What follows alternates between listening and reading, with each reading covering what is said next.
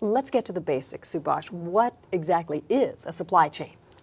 A supply chain is the lifeline that we depend on for our groceries, how we move around in the world, how we enjoy ourselves and live our lives.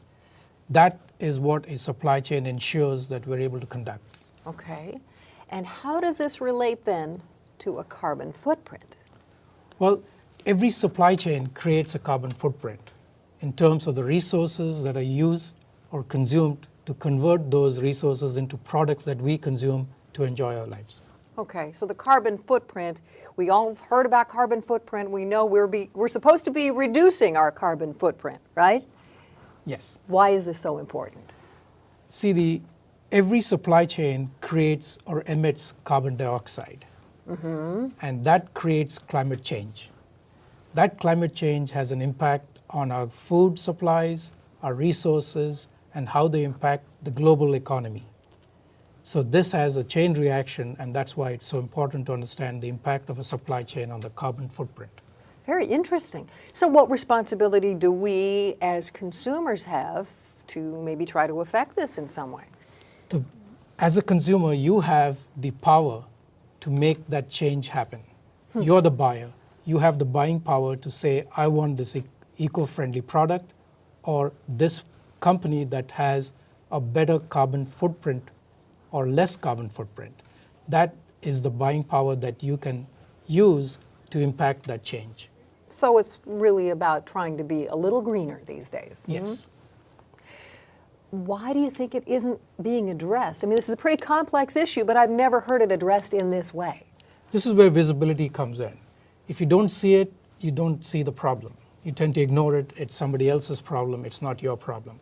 When you see it, you get this awareness of, do we do that? Did I do that?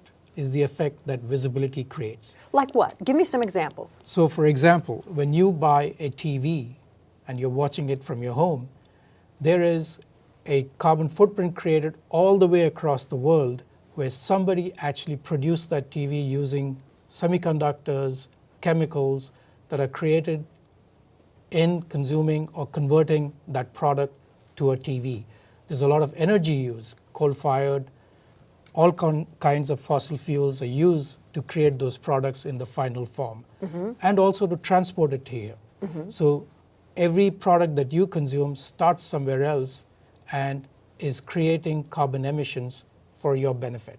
Okay, understand. So getting back to the supply chain then, how exactly does the supply chain impact the carbon footprint? I think you pretty much you explained that, really. That's what happens. As we buy something, that carbon footprint, the trail of when that product started to when it gets to our home, that whole thing is the carbon footprint, right? Yes, that creates a climate change. See, the carbon dioxide directly creates climate change. Climate changes create hurricanes, droughts, and food supply shortages, which then affects the supply chain again. You have to find new sources for this, and then you see the supply chain has to adapt and move to different locations to source the new materials. Why do you think this is suddenly of so much importance today? Because what happens today is we're seeing the effects, and the ability to see that effect is because this visibility is now available. Before you couldn't see it, you were in a state of denial. It didn't bother you, you never saw it. Right. Now this visibility is creating that awareness. When you see your supply chain and how it actually works and how it distributes products, you go, that is not the best way to do it. There is a more efficient way of managing the supply chain. So what will visibility do to reduce the problem? So visibility creates the awareness. You can see where the inefficiencies are, and then you can take those inefficiencies out. At the same time, you can save costs, you can save money, you can improve the climate. That is truly remarkable. Thank you. Thank you.